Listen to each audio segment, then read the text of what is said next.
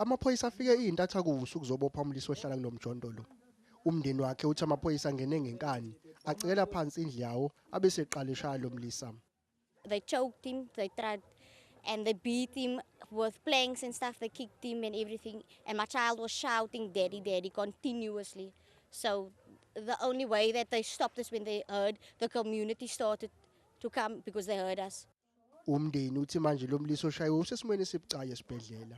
He's in hospital now. I've got to go now and go see what's up. Please go find out where he is first of all and how bad is it, because they were really brutal. Ukuboshwa komsolo kuqubuke udlame njengoba amanye amalungu omphakathi ebecabanga ukuthi akhishwa ngenkani emzini yawo. Early hours of this morning at about 3, we heard rocks and stuff being thrown. Everyone from the building tried to help each other and stop the guys from throwing rocks, and then they managed to break our electric fence, jump over and just started lighting cars. There were 3-4 cars on fire. Ngonyaka ka2010 kwaqubuka umbhikisho ngesikhathi iziphathimadla zedolobha kanye namaphoyisa kamasipala ediliza emjondolo eyayingenabantu. Kwalimala inqwaba izakhamuzi kwathi umunye walimala isemva kokudutshulwa ngenhlamvu yenjoloba. Izakhamuzi kule mjondolo eSouth Bay zithi zihlalile ovalweni ngenxa yamaphoyisa azama ukuzisusa ngakule ngxenye yentaba.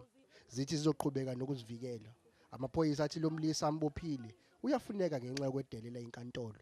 Enqabile ukuphawula ngeinsolo zomndeni athi lolu daba luyaphenywa.